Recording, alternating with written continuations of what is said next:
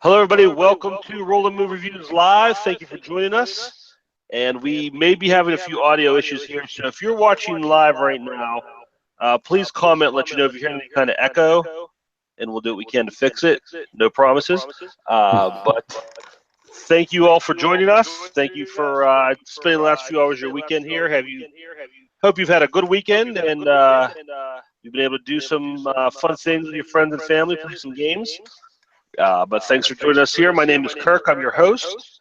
And joining me as always, our very good friend, one of my favorite gaming internet personalities, Asdruval the Retro Gamer. Thanks for being here again. No problem. Now, are we? Have we heard anything, guys? Or is this echo going over live? I have not heard yet. All right. So we're having some internal audio issues. Hopefully it's not affecting you. Let us know if it is. But what we're probably going to do is you'll probably hear some pausing while we talk because there's an echo, and we don't want to talk over the echo. So if you hear some pauses between comments, that's why. But Asdruval, you and I have been having a conversation lately about solo gaming, solitaire gaming.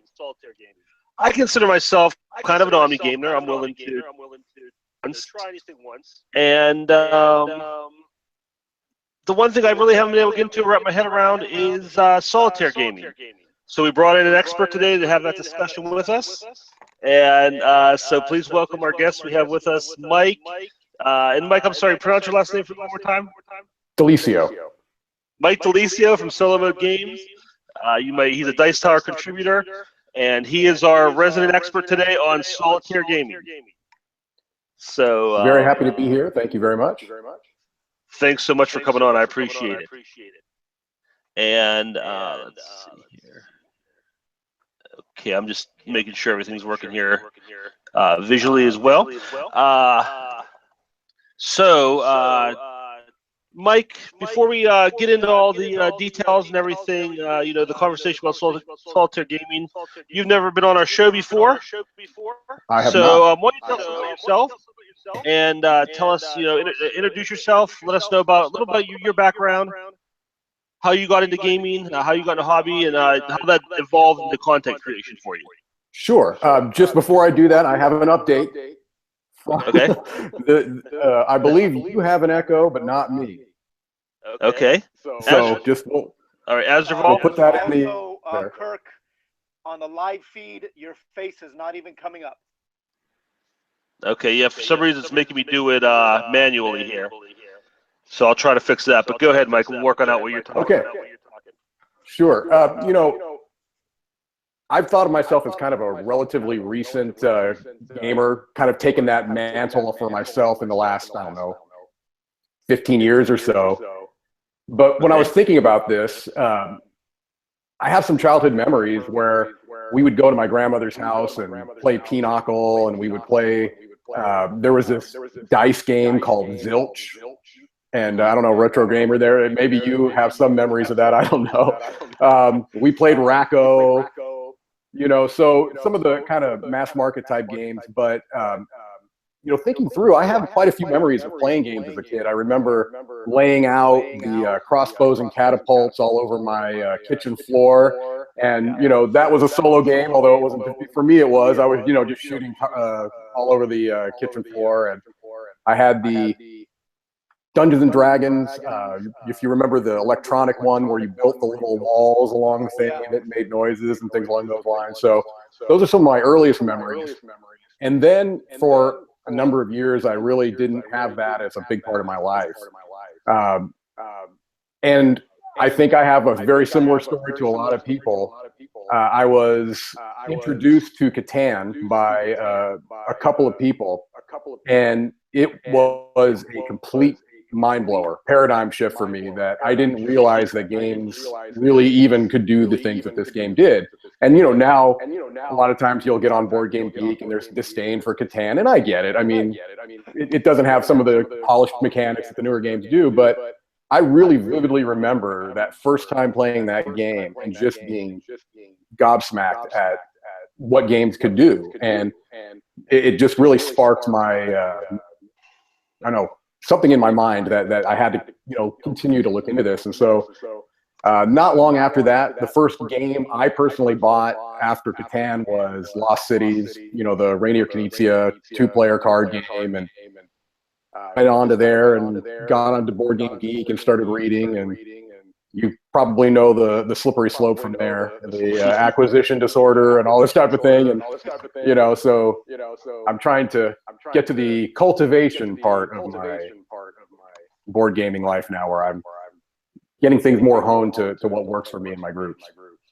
Right. Awesome. So did you still know that they were making board games even after you kind of fallen off the radar? Did you know that they were still producing all this stuff? I knew nothing about whatever you want to call them, the Euro games, modern hobby games. I mean, what I knew of board games was what you would see at Toys R Us or Walmart or something like that. And this was before the days. You thought that was all that was available, right? Right. I had no idea that there was this whole culture. I mean, the closest I guess came to that was I knew that they were still making iterations of Dungeons and Dragons and things like that. And I always had maybe a tangential relationship to RPG and would mess around with it as where I grew up, junior school, or around here they call it middle school. But I grew up in California, and it was junior high out there. So I had no idea, honestly, that this type of thing was going on, and it was a game changer for me, literally. Interesting. Awesome. So when you started playing, when you got in the hobby, who were the people who were there other people introducing you, or who were the people you were playing with? Who was your core group as you were getting into those more hobby focused games? Honestly, early on, there was no core group. It was just a couple friends that came over one night and said, "Hey, you want to try this board game?" And I'm expecting, I don't want to go, but probably something similar to Sorry or Monopoly or any other board game that I've played before. And it was just completely, I just didn't even fathom that games like this existed. So it was not soon after that I started to get regularly playing. It was a pretty slow buildup.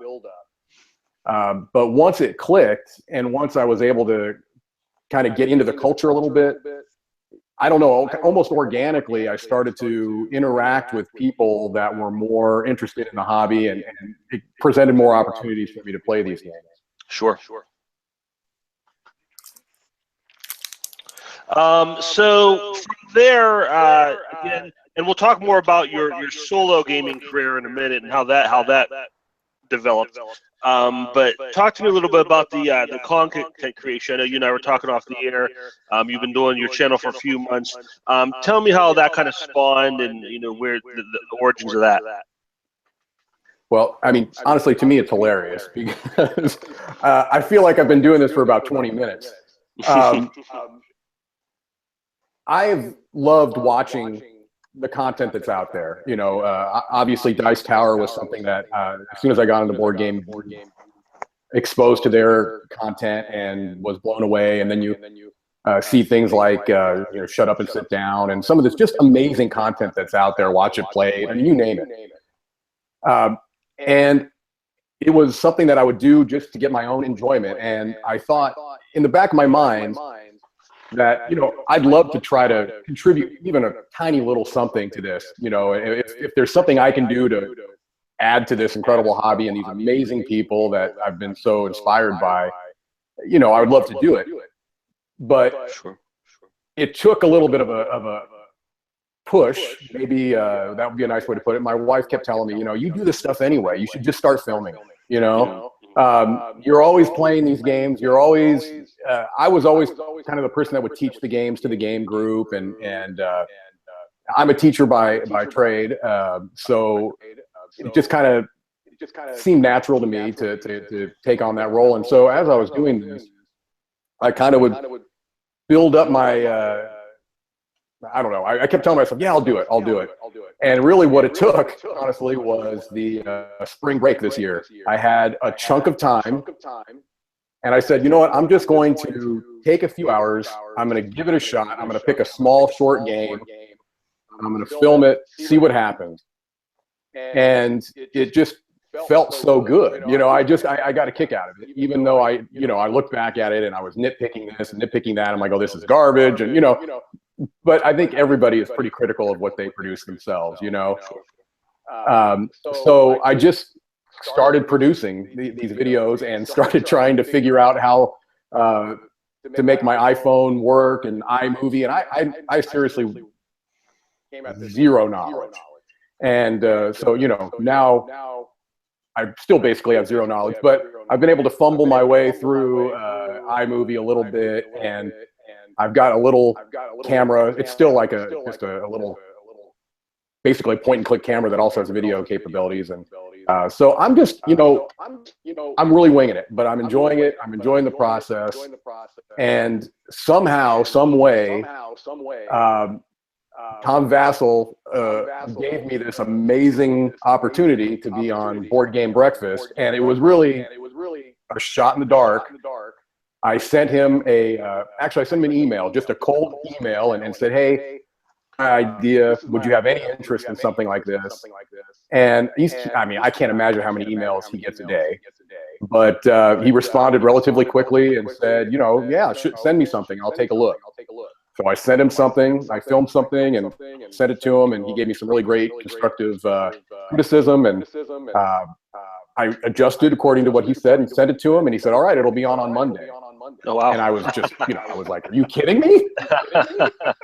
Mike, you've got to be making a mistake here, please. But I've kept making them, and he's kept putting them on, and it's been amazing. It's really been amazing. Sure. It's awesome. Now I noticed. Good, sorry, Kirk. I was just going to say that was going to be my next question. Was how did you get involved with the Dice Tower? But you already answered. Yeah, just sheer luck and maybe temporary insanity on Tom's part. I don't know. No, I've been watching. I checked out your channel a little bit. I noticed that you do mostly complete playthroughs. Right. And I know. I mean, that's definitely jumping in with both feet. And just wondering about how long from the process of sitting down, filming, getting things set up, getting done editing. How long does one of your videos take to make? There's probably no way to answer this without completely embarrassing myself, so I'm just going to. It should take a heck of a lot longer than it does. I go, and this is probably painfully obvious, but I go without a script. It's off the top of my head. I can say thankfully that there's been very few times where there's been technical things that have come up. When I'm playing the game, it's just a stream of consciousness. When I'm playing by myself without a camera there, these types of things are running through my head anyway. I'm always having a little internal dialogue with myself.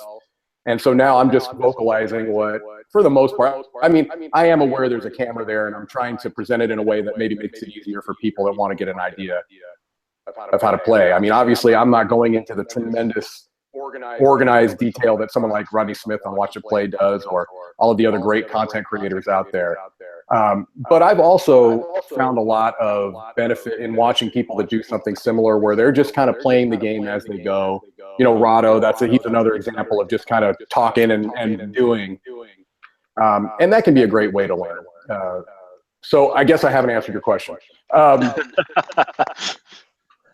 I film the video. It's generally a one-take type of deal. And I first started by doing the intro at the beginning, and that might be 2 minutes. Then I would do the game. And then, again, my wife, support with all this, has said, it might be a good idea to do the intro after you've played the game, so that it's something that's come up that you want to maybe highlight beforehand, you can do that. And it's a great idea. So on the last few, that's what I've done. So I shoot the main gameplay itself. Then I'll do the intro, which again, usually I try to keep those to a couple of minutes.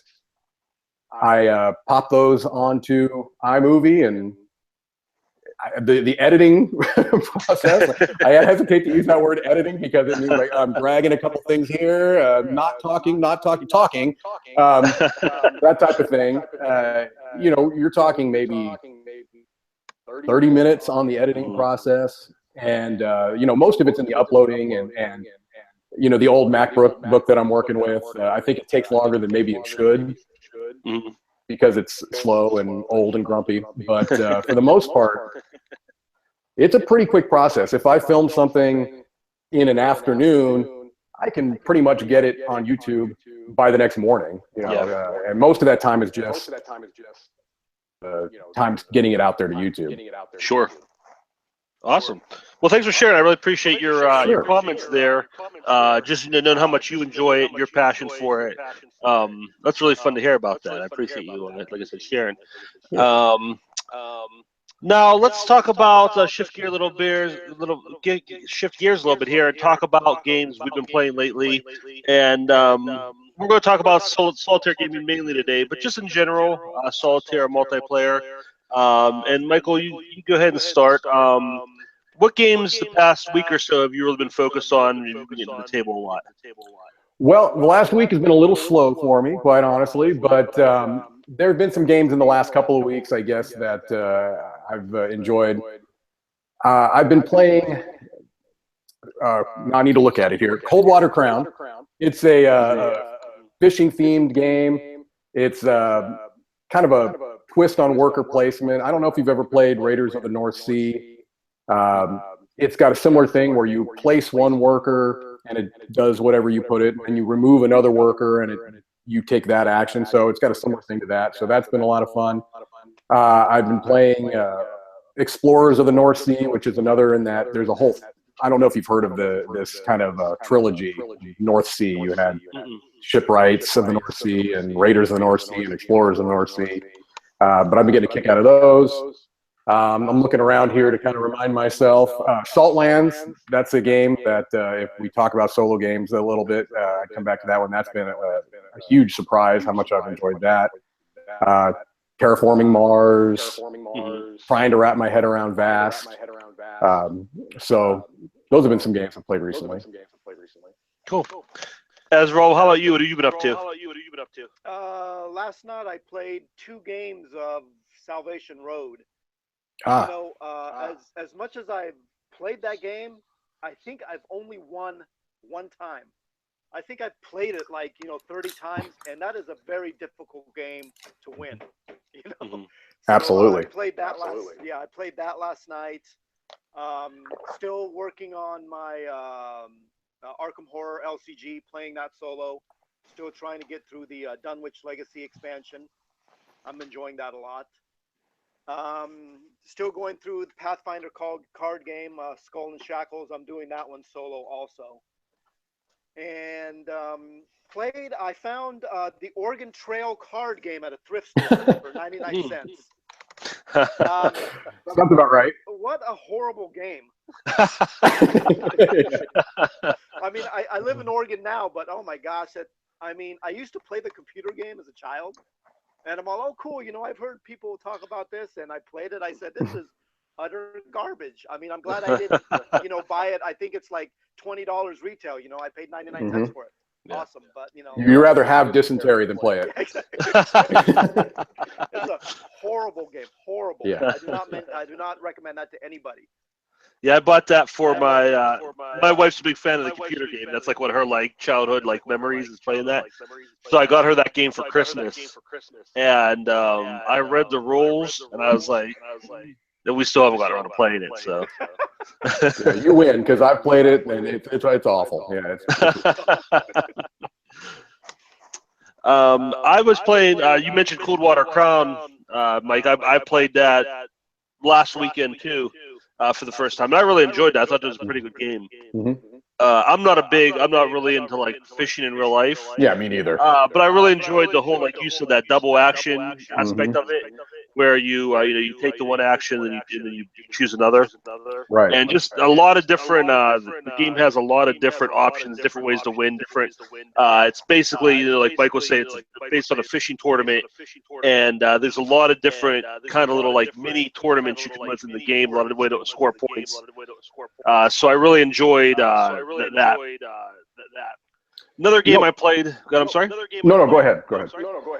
I was going to say another game I played. I think last weekend for the first time. I guess you call it a modern classic. Never played it before though. Is I want to say Terra Mystica.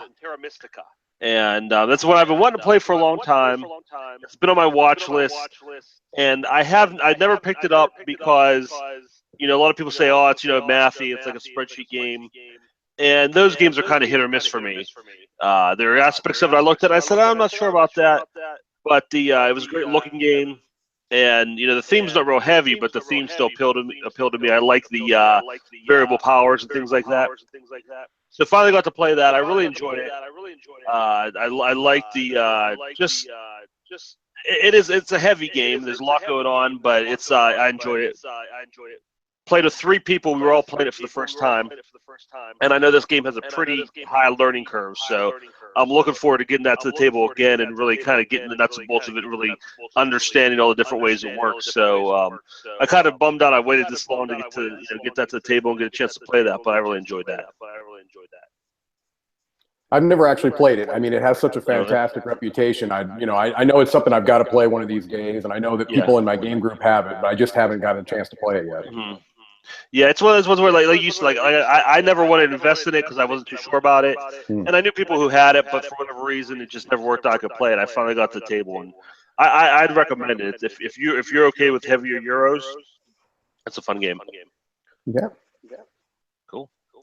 All right. And I don't know if we're still getting that echo or not.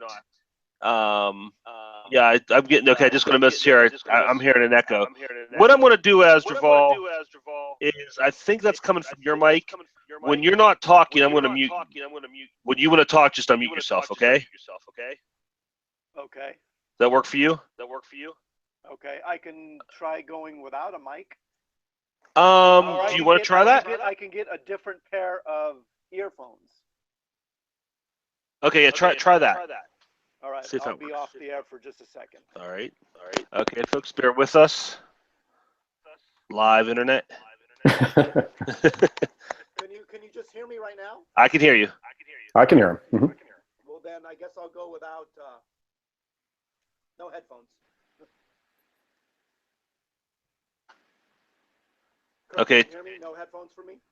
Yeah, I can still. We're still getting that echo. Then let me try something else here. I'm going to mute you. Give me 1 second, then unmute yourself. Okay, just testing here. See, okay, there's no echo now. Yeah, there's no echo.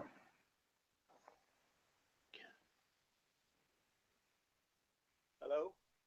Okay. All right, yeah, we're getting that echo. So yeah, whenever you're not talking, I will mute you, and then whenever you want to say something, just unmute yourself, okay? Because when you're talking, there's no echo. You can hear us when you're muted, right? How about you kick me off and I come back on? All right, you want to try that? Let's try that. This is Okay. live, people. Sorry. I know some technical difficulties. All right, here we go. Okay, Asdruval will be back with us in a second. Now we were talking off air. Mike, you're planning on going to Gen Con this year as well as Origins?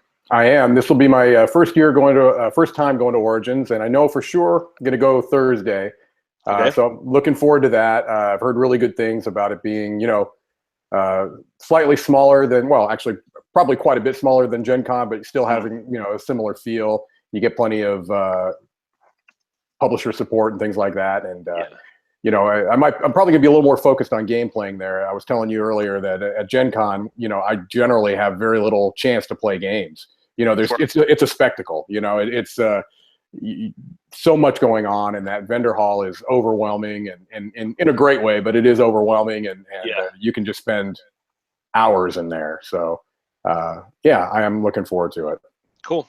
Yeah, I was telling you before, I've never been to Gen Con, but I mean, just from the footage I've seen, the size of the crowd and the just the overwhelming. I see those videos where they open the doors and people just flood in. You really don't get that at Origins. It's a small, and I mean, obviously there's advantage and disadvantage to that. Sure. But it feels, from what I've seen and heard about Gen Con, a little more mellow, laid back of a convention. I think it'll be fun this year. It's going to be good. I would check out some of the games. Looks like there's some cool stuff coming out this year. So, yeah, I've been checking the Origins geek list that was put up Yeah. on Board Game Geek, on, you know, the anticipated titles, and there's definitely some things there that of interest to me. So I'm looking forward to it. And, you know, the Gen Con one is a whole other ball game. You know, that's like usually a 20-page geek list on what's coming out there. So, you know, Origins is a little bit easier to manage, but it's still, there's some things. As a matter of fact, I want to say on an earlier episode, you were talking about Witches of the Revolution.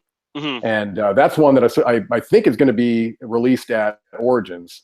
And it got my attention because of the theme, number one, and two, it does have a solitaire mode. So yeah, I'm looking forward to maybe looking into that one a little bit too. Yeah, that looks like a lot of fun. I'm not sure if they're going to have that on sale or not, but I know they're definitely at least going to be demoing it. So I'm definitely looking forward to trying that out. Yeah, I think they had said they weren't sure, that they were hoping to get, you know, that's kind of what you hear a lot of times. They're hoping to get a few copies in there, but you just don't know. Yeah. Right. There's some other ones too, and I can't I can't think of them off the top of my head, but a lot of interesting looking games coming out this year.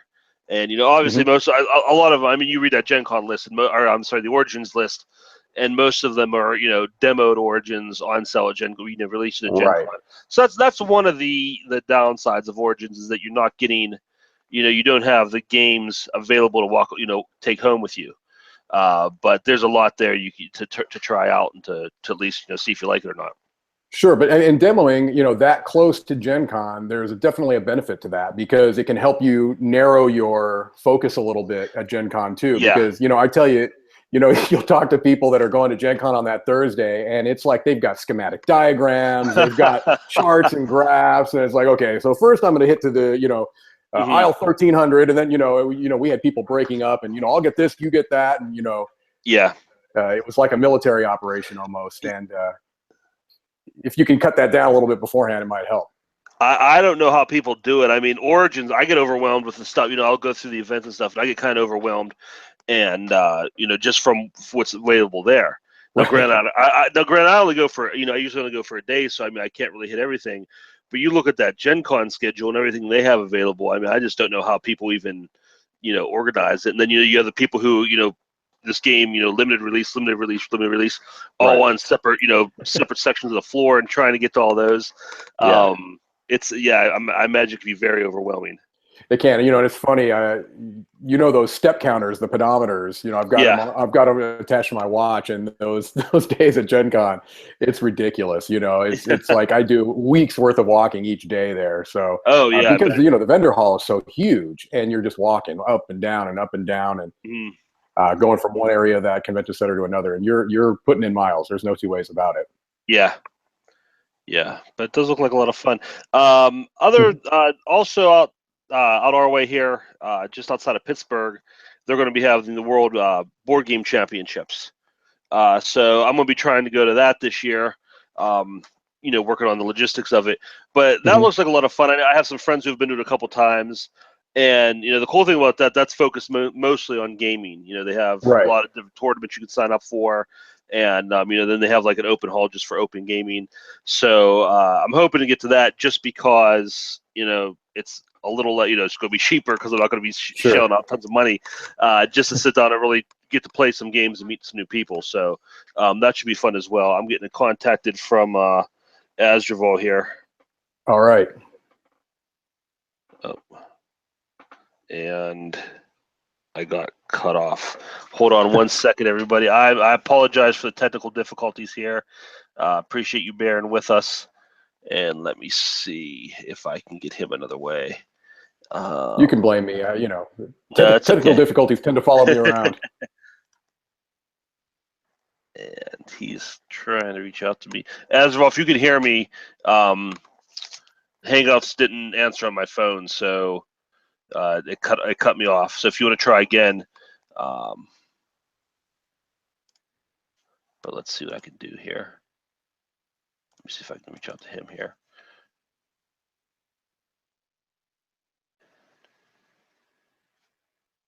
I don't want to do anything here that's going to disconnect the Hangout we're on.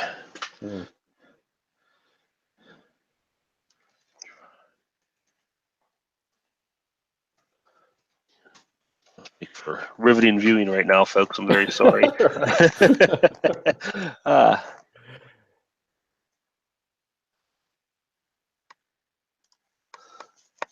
So, Mike, what other games are on the horizon for you? What are some games that you may have picked up lately, or just have sitting waiting to get to the table? Well, I can tell you, solo game, and it's in my top 3, solo or not, is Scythe. And so I've taken every opportunity I can to play that, but they recently on Board Game Geek, the gentleman that's responsible for the solo version, it's called the Automa, and it's kind of this whole solitaire AI system that he's created that has gone to a number of different games, Scythe being one of them. He reached out on Board Game Geek to the one-player guild community and said, if there's anybody interested in playtesting the version of the newest, the next expansion to come out, which introduces airships. And so I haven't had a chance to, I just got access to the files. And so that's something I'm really looking forward to. I haven't done a lot of playtesting. I playtested the solitaire mode for the Tesla versus Edison expansion. I don't know if you've ever played that game, but I did some playtesting for that, and I had a really good time and enjoyed that. So for Scythe, that's something I'm looking forward to. It's really impressive to me, this system that Morton Peterson, I think his name is, he's created, and it's something that's been implemented into a number of different games. It's basically like an AI, a pretty elegant, simple AI. Sure. I've seen it in a number of different games. So cool. That's something that I'm looking forward to quite a bit. Awesome. All right. Well, we're waiting to get Asdruval back here. We might as well, we're going to start talking about our main topic here. And sure. I mentioned a little bit on top of the show, he and I had spoken about this because I know he does a lot of solitaire gaming. And I play a lot of different types of games, and I'm willing to try. I'll try pretty much anything once at least. But solitaire gaming is just something I've never been able to really wrap my head around. So that's why I wanted to have you on, and Asdruval as well. Just kind of talk to me about it. I wanted to ask you guys some questions, play a little devil's advocate on some issues. Sure. And just kind of hopefully. By the time we're done here, I'll be a little more interested in playing solitaire games. Try it out. Sure. But let's talk about you for a little bit. Just we talked about you getting into board games and a lot of multiplayer games. Right. What from there? What was your attraction, and how did you get into focusing a little more on solitaire games? Well, the thing is. I didn't even realize they existed, first of all. Again, just like modern board games, I didn't know these types of things existed. And so I wasn't necessarily aware that there was a whole group of gamers out there that focus on playing solitaire. And I'll tell you honestly, I don't know that I even spend tremendously more time playing solo games than I do playing multiplayer. But where I find the value with solitaire games more than probably anything else is, I was talking a moment earlier how I'm kind of in a place now where I want to cultivate my collection a little bit because there's, for me anyway, speaking for myself, there's almost an anxiety that comes about with looking around at your shelves and games that aren't getting played, right? Because it's an investment. It's a time investment and it's a financial investment. And so when I realized that, there were all of these games that have the opportunity to play, if it plays solitaire, I know the game's going to get played. And to me, that's a huge benefit. Sure. Because, otherwise you've got games that are sitting there that you have to get a group of people that are interested in playing that game, be interested in learning a new game. Because one of the things I found out is that, I have a couple of game groups that I tend to play with the most. One of them is kind of in line with my taste, which is, using that cliche of the cult of the new. I love the next new thing, the next shiny new game. And so I like checking out the new ones and playing the new games. And so that doesn't necessarily always lend itself well to people that like to master games. My wife is more of a person that likes to master a game and play it over and over again. Okay. We have Asdruval and back. So, and he's defying gravity. There we go. Okay. Can you see me? We can see you, I'm but sideways. You're sideways. Sideways, yes. All right, I can't rotate my freaking phone. I'm on my phone now. Okay. All right. Well, you look good. You sound good. So is there an echo still? No echo. No echo. I'll let us know if you're watching. Let us know if you hear any echo, but we don't hear any on the broadcast here. No, I'm sorry. Go ahead, Mike. What were you saying? I've kind of lost my train of thought. What the value is, I guess. It's just, like I said, I have a particular game group that doesn't necessarily want to learn a new game every time. And so for me, I can explore these games, these new games. If they've got a solitaire mode, I know I get a chance to play it. And, that to me lessens a little bit of my anxiety of having unplayed games on my shelf. Sure. Because, I know there's always a willing partner, not a partner. I know there's always a willing player when that player is me. I don't have to feel that pressure of, hey, do you mind learning the rules to a new game? Because not everybody's into that. There, some people, enough already. Let's play the games we know and the games we enjoy. And I get it, but I like having the option of all these new exciting games. Well, let me ask you a question, and now, like I said, I'll play devil's advocate. When you say you're getting these new games to the table, I'm assuming these are games we're talking mostly, multiplayer games with a solo variant. Yeah. Now, I compare that to when I play a game, like a multiplayer game that has a 2-player variant. It might have like a bot or something like that where it changes the game. Do you feel when you play those games solitaire, do you feel you're getting everything out of those games, or do you still feel like there's something missing? Like I got so far with this, or I was able to play the solo mode, but I still want to get it to the table because there's a lot more to explore in a multiplayer game or a multiplayer version of that game. Right. For me, it depends on the game. I think that there are some that do it better than others. I mentioned Scythe a moment ago, and to me, that's a perfect example of a game that doesn't play exactly the same. There are some rules differences, but the experience is very similar between the solo version of Scythe and the multiplayer version of Scythe because the solo version is handled so elegantly. And, I'm not going to lie, there are some games where you can tell the solo mode was kind of tacked on, just like I'm sure you would agree that some of those 2-player variant games, you're thinking, this really probably shouldn't have been a 2-player game.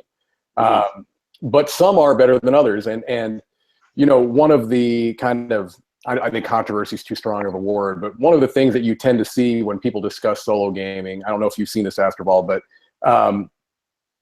some people only are interested in playing a solo game if you have a win condition.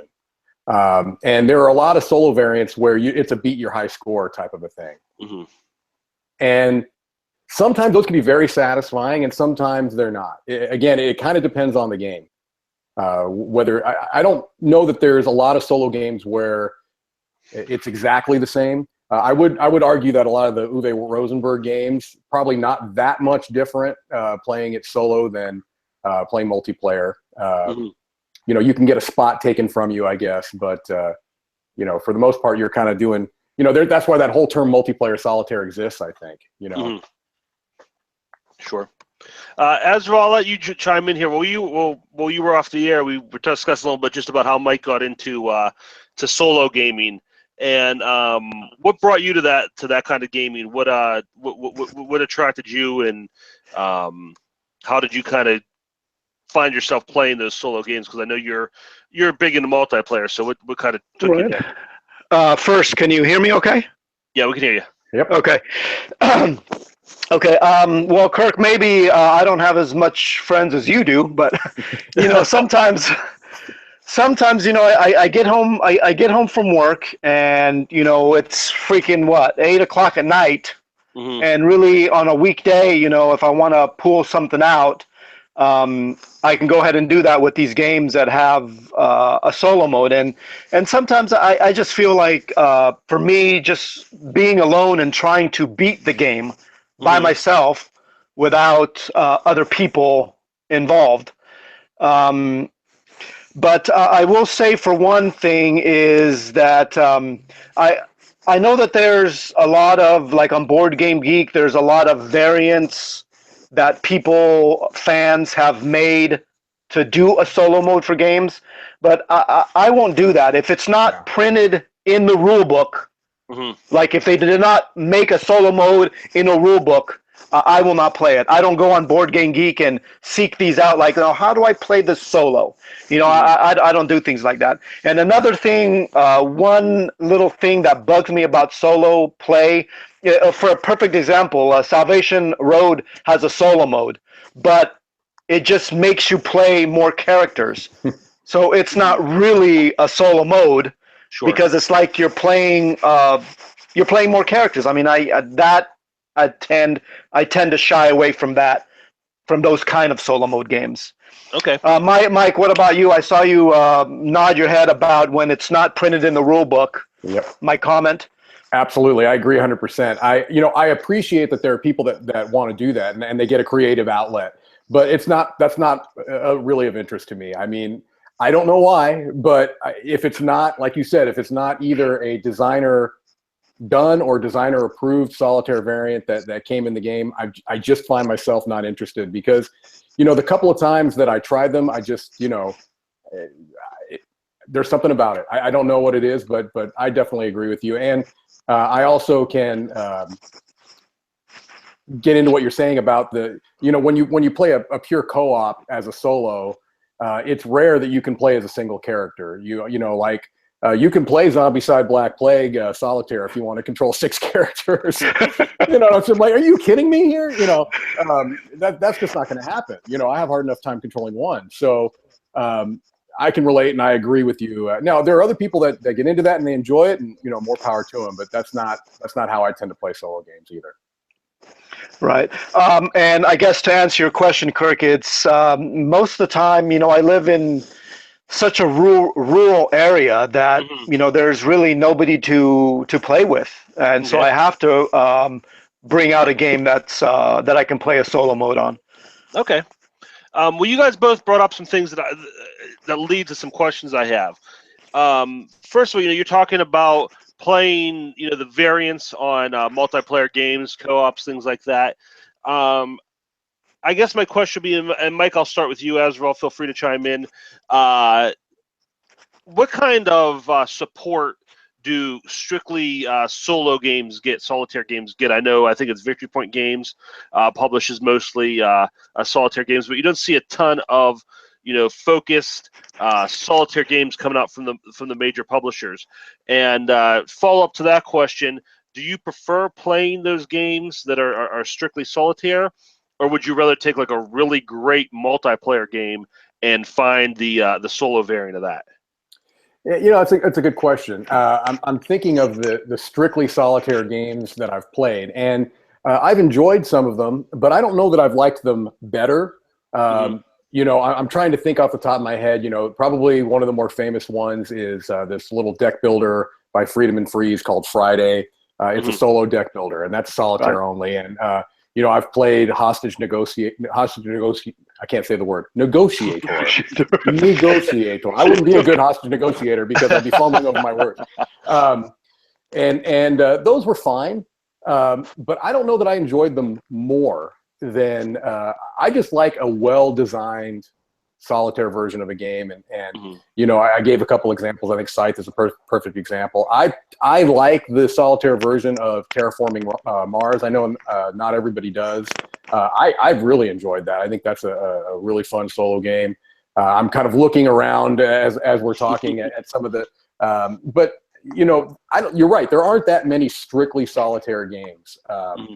The ones I played, I've enjoyed, but I would not say I like them more than a well-designed multiplayer game with a solo mode to it. Right. I've found myself the last couple of games that I've purchased was just strictly for the solo mode play. Because like I said, you know, the lack of people to play with, the lack of the meetup groups here in my area, and just my schedule itself just lends more for me to, because for me, if I don't know if this is like an addiction or anything, but if I don't play a game in about 2 or 3 days, I feel something in my gut. You know, it's like, I gotta play something, man. You know, You're getting the shakes. Let's get. I started getting withdrawals or something. I said, let's play the solo mode. It'll take, you know. It's that's just a weird thing for me. Mm-hmm. And that's something else. And to be honest, one of the things that's prevented me from solo gaming is that idea of having to do everything yourself. You know, you guys are talking about those co-ops where it's solo because you're playing everybody's role. And I've actually attempted that. I've delved into a game I really love, Sentinels of the Multiverse. And that's a game where it's a solo. It's a one-player game when you play 3 or 4 of the characters yourself, and that's already a game that has a lot of upkeep and bookkeeping to it. So when you sit down and you do all that yourself, it's kind of exhausting. Yeah. It's to me honestly, it felt like work. Like I was doing I was playing the game, but I also had to do everything in between, and not having 2, 3, 4, 5 people to kind of split, to ease that burden and to split among you. That was hard for me. Now, let me ask you guys, do you look for games that are a little, less burdensome, where you can kind of just plow through and it allows you to do everything yourself without worrying about all that periphery stuff? Or do you not mind having that to bear that load on your own? Yeah, Sentinels is a bad example of a solo game. Absolutely agree. Like I tried it one time, and I'm all like, man, this is, like you said, this is difficult. Mm-hmm. No, the few solo modes, Arkham Horror, the LCG is a perfect example. I mean, that runs really smoothly by yourself, and you only have to play one character. Mm-hmm. I mean, that's a perfect example of a good solo game. Cool. Yeah, I would agree. I think Sentinels is probably the perfect example of a game that I don't want to play solo. No offense, I don't really want to play it multiplayer either, but that one just math is definitely a 4-letter word for me, and that one, it just seems like there's a lot of what's this modifier multiplied by that, the square root of Baron Blade, and it's just too much going on, for my brain. So I have found, and this has come, through time, that I tend to gravitate towards solo games where there's not a tremendous amount of upkeep, where a well-designed solo game should not be work. It shouldn't be any more difficult than playing with other people. Some other recent, we were talking about recent games. I've been playing, I don't know if you've heard any of the Valeria games. You had Valeria Card Kingdoms, the Villages of Valeria, and Quest of Valeria. I always want to say Quest 4. And those I love because, like Asdruval said, you get off of work, you've got 30, 40 minutes, you pop it out, hardly any setup, you knock out a game, the teardown is nothing, and you feel like you've had you scratch that board game itch, you stave off the DTs, and you can go on with your day. And those are the games that I tend to focus on. I mean, I've also mentioned Scythe as being my favorite, but admittedly that has a little more upkeep to it. But to me, the what you get out of it is worth it. And I guess that's the thing. Nothing against Sentinels. I mean, I'm just joking about it. But to me, the payoff wasn't worth what you put in. I don't mind a little bit if I feel like I'm really getting something for it. No, and honestly, as we're talking about not being able to find people to play games, Sentinels is a game that I really love. I love it a lot more than the people around me. So, and that's why I ended up playing it and trying solo, because it's not easy to find people who want to play that game as often as I want to. So that's why I ended up trying to do solo. And I do feel for that game that there, if you're willing to play with people who will get into the story, there is a payoff. And like I said, if you can divide all that work between a group of people, it's not as bad. But when you take that load on yourself, man, it is rough. Yeah. No, I guess the one question I asked. I mean, this is probably obviously the biggest thing, and as solitaire gamers, you probably get this asked this a lot. And excuse me. Just, I mean, the biggest thing that's missing is that social aspect of board gaming. I think if you ask anybody, ask you guys, anybody else, why you get into to board gaming, and you've kind of answered this question a little bit already, but how do you deal with that? That lack of interaction and just the socialness of it when you're playing a solo game. How do you balance that? Who's going first? I will shoot first. That's really good, because by no means I am not antisocial at all. I do enjoy being around people. I do enjoy laughing with other people. I do enjoy playing board games with other people. For me, the playing solo games is just strictly filling that itch. I got an hour before I got to go to bed. I got nothing going on right now. Let me just. It's really easy just to plop up down a game without calling some people and say, hey, you want to play a board game? For me, that's all it is. But I see what you're getting at, the anti-socialism. But like I said, I am not an antisocial person. It's just sometimes. Oh, no. Yeah, sometimes I just want to feel like I want to play alone. Yeah. No, I mean, I didn't mean to suggest that was like an. Oh, okay. I just meant like. When you miss out on that, and again, maybe that goes back to my first question of missing out on maybe some other just actual mechanics or whatever of the game. Is that something else you ever feel like you're missing? Like, wow, if I could if I could get maybe somebody else's idea here or somebody else's opinion, maybe that may make this a little more enjoyable for me. Do you ever have an experience like that playing a solo game? I think that for me, I'm not really thinking about those things. I'm thinking about, oh man, if I had more people, we can all be having a great time. How about you, Mike? Is that ever an issue for you?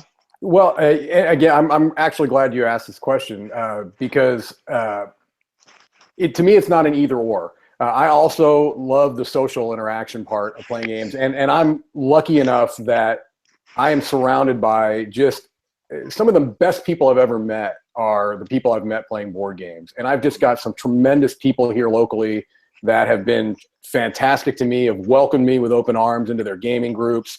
I've got some of my own friends. I feel lucky that I've been able to introduce my kids to this hobby because I think it's just a tremendous thing to share with your kids. So that aspect of gaming I love, and I wouldn't trade it for the world. But it's not an either or to me. I think they scratch different itches. And when I'm solo gaming, it's usually for practical reasons. And I know that maybe takes some of the, I don't want to imply that there's no passion, but there are usually practical reasons why I'm solo gaming. A, like I said, I know I'm going to be able to get it played and it's not going to be sitting unplayed on my shelf. B, I've got a finite amount of time. I want to knock out a game. C, I'm maybe going to be teaching this game to other people. This gives me a chance to play through the game. I get my head wrapped around the mechanics, the turn structure, the turn order, all that type of stuff. I can then take that and it helps me teach the game better to other people. I honestly think that more people would solo game if they allowed themselves to give it a shot without getting into this idea of it's this sad, solitary, alone in a room with the lights down, maybe some dark ambient music playing in the background, and it doesn't have to be like that. Sure. You can play games by yourself, and you can also have a great time playing with other people. Absolutely. And speaking of your game group, I did get a question on Twitter from at Hanorama, I believe it's pronounced. Hanorama, yep. Hanorama. Mike, why do you prefer solo gaming when you have such a robust local game group? Fantastic question. The thing is, it actually is a fantastic question, and I think I kind of addressed it. But yeah, the funny thing though is that Chris there, who is a great guy and would fit into those people I was mentioning that I've just been lucky to meet and play games with. he'll good-naturedly give me grief darn near every time I post that I'm playing a solo game on Twitter or whatever. He doesn't miss many opportunities to stick it to me about it. But it's good-natured. And the thing is, if it was an either-or, he'd be absolutely right. You know, if I was choosing to play solo games instead of hanging out with these amazing people, then maybe I'd have to look, well, or maybe I'd be an extreme introvert and I have social issues. You know, there are other people that I'm glad that this avenue is there for people that really have issues with social interaction. Sure. And maybe, you know, have struggled to find people to play games with and have trouble interacting with others. I like that they've got this option. That's not really my reason to solo game. So, yeah, Chris is right. I've got I've got actually a few groups that I've been lucky enough to play with, and you know, I'm sure he'll give it many opportunities to stick it to me. Awesome. All right, guys. Well, I got one more question, and this is another thing I think about when I think about solo gaming. How often? Be honest here. You know, no one's judging.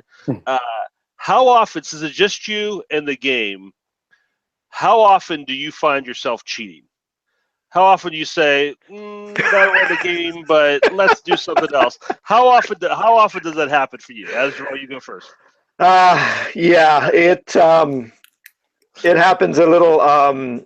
A great example is the Arkham Horror. You know, I flip over a card and I kind of backtrack just slightly. You know, doesn't happen too often, but I have caught myself doing that. I like to try to. Also, you have to draw these chips out of a bag. And sometimes it's like I'll grab the chip and it's not the result I wanted, or it was a result that was going to make me lose, 5 minutes into the game. So I just throw it back in the bag and, grab another one. That's happened a couple of times. Sure. I try not to do that, but I have caught myself doing that a couple of times. Sure. Mike, how about you? Yeah, I can echo that a little bit. I try to avoid it. I'm trying to think of times where I'm sure there are times where I've specifically done it, but what more oftentimes happens is I'll get, 95% of the way through a game or finish the game. I've won it. I'm feeling good about it. Pop onto Board Game Geek and find out that I had a rule wrong. And that happens, much more often than I'd like to admit. So, I don't think it happens often, but I'm sure there have been times where I've, made adjustments. Sure. Thanks.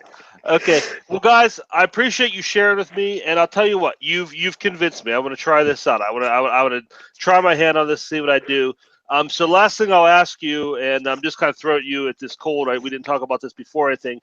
What are some games I should start out with, or anybody else who's watching who may have piqued their interest? Give me maybe 2 or 3 games that would be a good place to start and really, help me get my feet wet when it comes to solitaire gaming. Mike, why don't you go start us out on that one? All right. Well, I mentioned it before. I think Quest of Valeria is a great one to start with. If you like Lords of Waterdeep, it's kind of been called Lords of Waterdeep, the card game. I think that's a pretty good way to describe it. You can play it in 25, 30 minutes and quick setup, quick teardown. I think that's a great intro solo game. I'm going to look around here and see if anything else jumps out at me. If you like, I think Masmora is a fun one.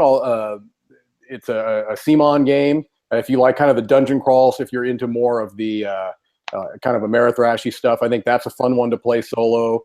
A little more upkeep with that just because it's modular and you have tiles and things to keep track of, but that's a fun one too. It's a dice chucker.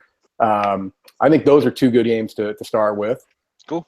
All right. I'm gonna suggest Clank. Clank, I've enjoyed that solo. Okay. Again, the Arkham Horror LCG, I know that you're into the Cthulhu mythos. That's a really good one. Because the card game is only for 1 or 2 players with the base set. So that's a really good solo game. And Pathfinder, any of the Pathfinder ones, a little bit of a steep learning curve on the Pathfinder, but that's a really fun solo game also. Cool.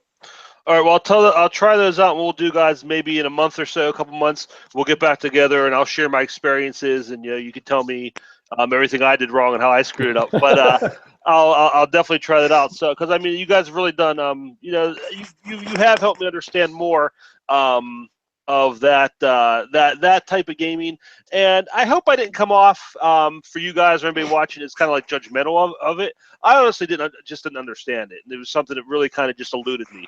So I appreciate you guys taking the time to talk me through it and help me understand better. I think it was a really good conversation. Absolutely. Before we move on, Mike, I got a message here. Your sister Maria left a comment. Is that right? How on earth? She's out in California. She wants to know if you remember playing Chutes and Ladders with her when you were younger.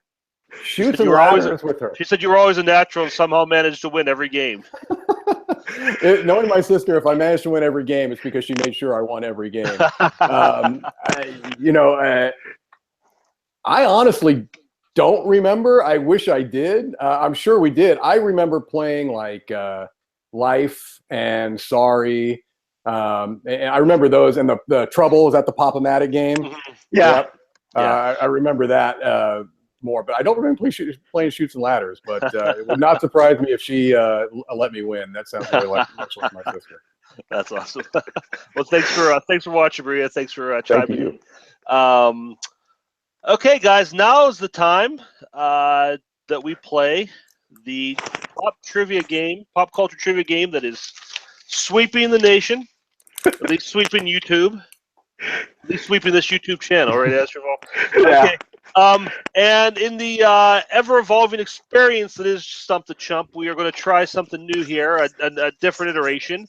What I've done is I've provided you guys with 25 different categories that I believe you have in front of you now. And if you're playing along at home, if you're playing along at home, the categories are in the description so you can see what they have to choose from. 25 categories. We're going to end up playing with 10. First round, what we're going to do is you will each have a chance to veto one category and basically just eliminate it from contention so neither of you can pick it. And Mike, since you are the challenger here, I will let you veto first. All right. Tonight, playing the role of Chump, Mike Dilisio. And I'm going to be fair here, after all. Before we got live, he started talking about being subscribed to the WWE network, and one of the categories is professional wrestling. I'm not going to veto that as much as I want to. Whoa! Awesome. I think what I'm going to veto is my uncle. That's not true. I'm going to veto musical theater. Okay, musical theater is off the board. Now, Asdruval, what category would you like to veto? I am going to go ahead and take out comic books. Okay, that's good. I can handle comic books. Comic books have been removed. We will not be asking any questions about comic books today. So, of the remaining 23 categories, Mike, you choose first. What we'll do now is each of you will take turns. You'll each pick 5, and we'll ask questions from those 10 total categories. So, Mike, what's your first category you'd like to include in the game? All right, let's go there with that top category. We'll go with classic rock. It's one of the categories. All right. Asdruval, your turn. Let's go with Adam Sandler movies. Oofed. All right. Okay. Mike, back to you. All right, let's go with. I like some of these kind of off the beaten track ones here. Let's go with talk shows. Talk shows, all right. For my next one, celebrity gossip. Celebrity gossip, all right. Nice. I'm good with that one. I might have taken that one myself. All right, and Mike, back to you. Let's go. Now, when you say new releases, are we talking new releases of what genre? A game? That's gonna be all just new things coming out. Could be music, it could be TV, boy. It could be movies. Wow. Yeah, why not? New releases. All right. Third choice. Let's go with 90s TV. 90s TV. All right. Mike, your next choice. All right. Let's go stand-up comedy. Stand-up comedy, all right. Is this my last pick? No, this is the 8 overall pick, so you'll have one more after this. Okay, 80s nostalgia. 80s nostalgia. All right. And Mike, your final choice. Final choice, we'll go TV commercials. TV commercials. And Asdruval, what'll be our last pick? Let's go with action movies. Action movies. Oh, so you left wrestling on the board. I left it off the board because I know how you can dig deep. All right, let's see that. Let's see if that comes back to bite you here. Let me just get these organized. Make sure I have all 10 here.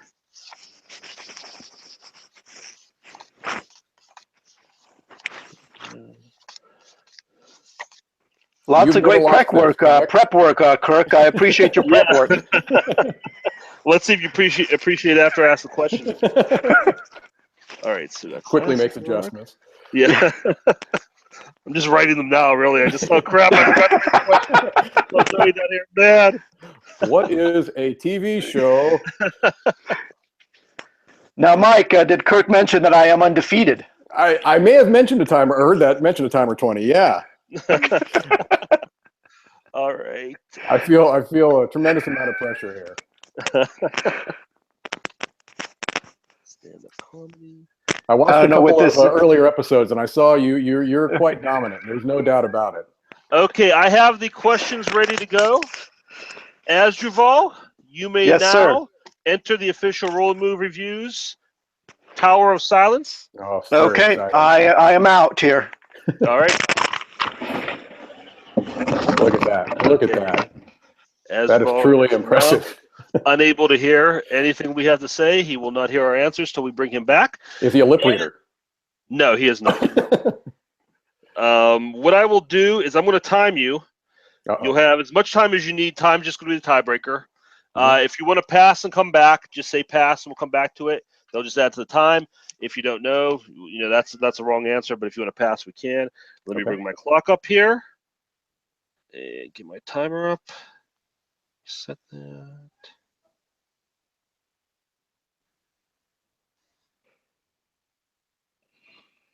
Okay, and the time will begin when I ask the first question.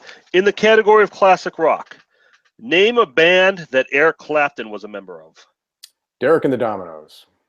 Correct. In the category of Adam Sandler movies, what 80s rocker had a cameo in The Wedding Singer? Ooh, 80s rocker. I should know this. I'm going to pass. All right. In the category of talk shows, who was Johnny Carson's band leader on The Tonight Show? Doc Severinsen. Correct. Category of celebrity gossip, which action star is rumored to be considering a presidential run in 2020? Dwayne "The Rock" Johnson. Correct. All right. In the category of new releases, who provides the voice of Boss Baby in the movie Boss Baby? I know this. It is Alec Baldwin. Correct. All right. 90s TV. Family Matters was a spinoff of which other show? Oh.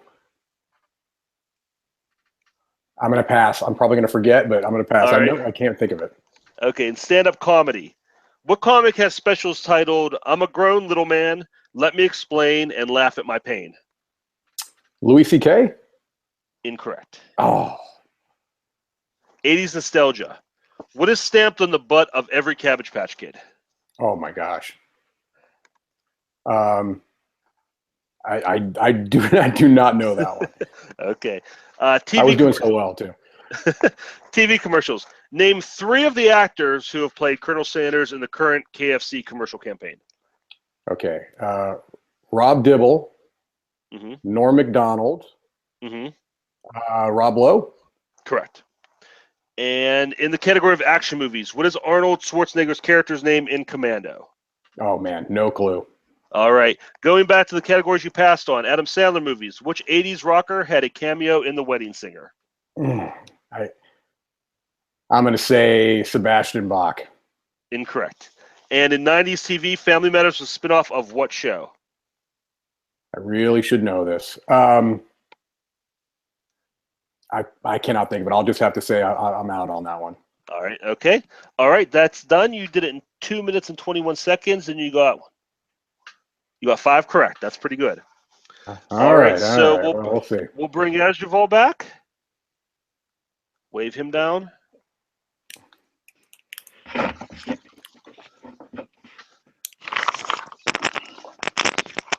Whew. Okay. All right. Stuffy in there. Whew. Okay, Asdruval, we got a pretty strong challenge for you here. Okay. Are you ready for your questions? I am ready. All right, you know the deal. You'll be timed. That's the tiebreaker. You need to pass. Pass, we'll come back to it. Time will start after I ask the first question. In the category of classic rock, name a band that Eric Clapton has been a member of. Cream. Correct. Adam Sandler movies. What 80s rocker had a cameo in The Wedding Singer? Billy Idol. Correct. Talk shows. Who was Johnny Carson's band leader on The Tonight Show? Doc Severinsen. Correct. Category of celebrity gossip. Which action star is rumored to be considering a presidential run in 2020? The Rock. Correct. New releases. Who provides the voice of Boss Baby in the movie Boss Baby? Alec Baldwin. Correct. 90s TV. Family Matters was a spinoff of which show?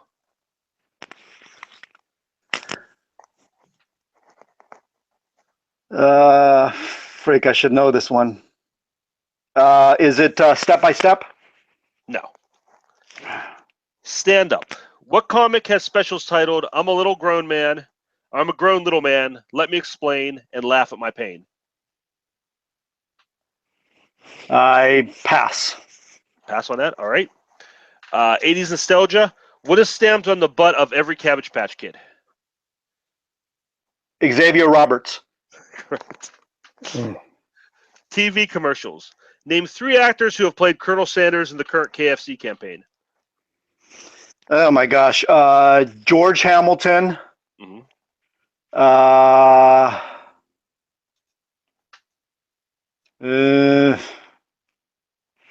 He's the only one popping in my mind. I'm going to pass. All right. Okay. And action movies. What is Arnold Schwarzenegger's character's name in Commando? Oh, jeez. I don't know. That one I don't know. All right. Going back to your passes, stand-up comedy. What comic has specials titled I'm a Little Grown Man, Let Me Explain, and Laugh at My Pain? Is it Kevin Hart? Yes. And you pass on TV commercials, right? 3 Yes. actors who played Colonel Sanders. I'm not even going to attempt that. All right. Okay. 2 minutes, 18 seconds. And you got 1, 2, 3, 4, 5, 6, 7 correct. Mike had a great showing at 5, but Asdruval, you were still undefeated. You're still Congratulations. Thank you. We're done. Family Matters was a spinoff of Perfect Strangers. Oh, Perfect Strangers. Balky. Yeah, exactly. Oh, So good job, guys. All right. So, what did you guys think of this playing this way? Did you guys like this? What do you think? Good format. I thought it was great. I really enjoyed it. I think that's a fair way to do it, so everybody has a chance to. I'm not just making up questions off the top of my head and going only the topics. Can I ask you what the wrestling question was? Huh? Can I ask you what the wrestling question was? Sure, I'll give you the wrestling question. This will be a bonus point here. Heartbreak Kid. Oh, that's fine. I remember it. What are the 3 characters that Mick Foley has wrestled under during his professional career? 2, I think. Oh, interesting. Mankind, Dude Love, and Cactus Jack. Yeah, correct. I couldn't remember Dude Love. Yeah. All right. Well, thanks for playing, Mike. You did a really good job. That was a really strong challenge against Asdruval. I don't think he's had that strong a challenge at a time. You have to come back soon and take another shot at it. I think you got what it takes to take him down. So we'll wrap here, guys. We're a little late tonight, I think, because of those difficulties we were having. I appreciate everybody who stuck with us or sticking with us. If you liked the video, give a thumbs up, subscribe to the channel. All Mike's information, YouTube channel, his social media stuff's in the description. Follow him as well. Before we go, guys, Mike, I'll start with you. You got anything coming up you'd like to share? Anything going on? If you shared the social media stuff, that's the main thing. I've only been doing this for a short period of time, so anyone that wants to come and take a look, I definitely appreciate it. And as I mentioned before, board game breakfast on Mondays on the Dice Tower. As long as they keep putting them out there, I'll keep making them. So I've had a really good time doing that. Awesome. Well, thanks for joining us. And yeah, definitely everybody go watch Mike's channel and subscribe to that. Asdruval, what do you got going on? Just Board Game Blender every other Thursday, and you can meet me at Gen Con at the Restoration Games booth this year. Awesome. All right, guys. Well, thanks again, both of you, for joining us. Mike, it was great to have you. I learned a lot today. This is very educational for me, so I appreciate you guys taking the time. And we will see you again in a couple of weeks.